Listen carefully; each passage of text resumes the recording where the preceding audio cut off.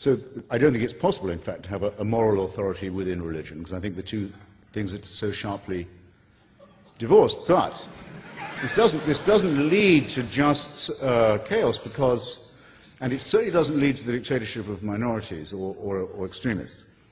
I'll give you two examples quickly. In the case of the moral blackmail of Denmark that was backed up by a physical threat to destroy its economy and burn out its embassies across the world, a well-coordinated attack of sabotage against a small European democracy. The organizing group was a thing called the OIC, the Organization of the Islamic Congress.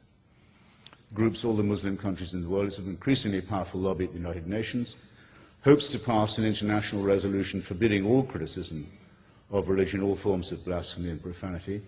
Every ambassador of those countries in Copenhagen went to Mr. Rasmussen, the Prime Minister of Denmark, and told him, under the threat of violence, he should change his law so as to allow him to determine what went into the Danish newspapers.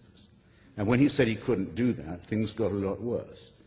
Now, that's the ambassador of Egypt, and the ambassador of Turkey, and the ambassador of Algeria, important countries, in the case of Egypt, containing an enormous Christian population, coming to you as if they spoke for a religion.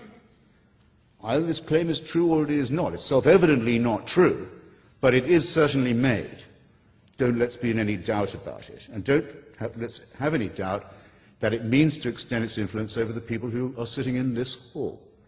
Second, very quick, the fatwa against Salman Rushdie, in other words, the offer of money to suborn murder for the crime of writing a work of fiction in his own name by the spiritual leader of Shia Islam, that's what the fatwa meant then, means now, was, after the murder of many people, associated or not with the publication of the book, repudiated ostensibly by the Iranian government after long pressure and lobbying at the United Nations, about 10 years ago, I think that was.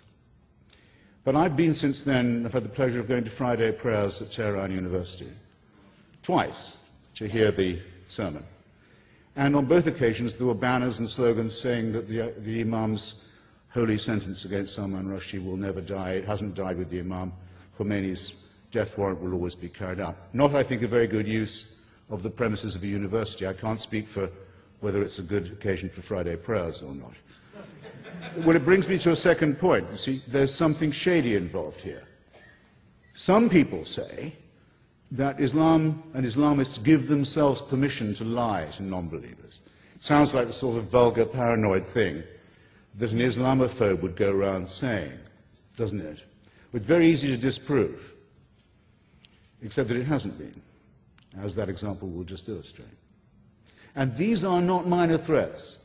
These are threats to the very core of what we believe is the essential thing for a society, which is the ability to ask questions, to read the books we choose, to pursue unfettered investigations. And these are flatly negated by the claims of a religion that says it is the answer to everything.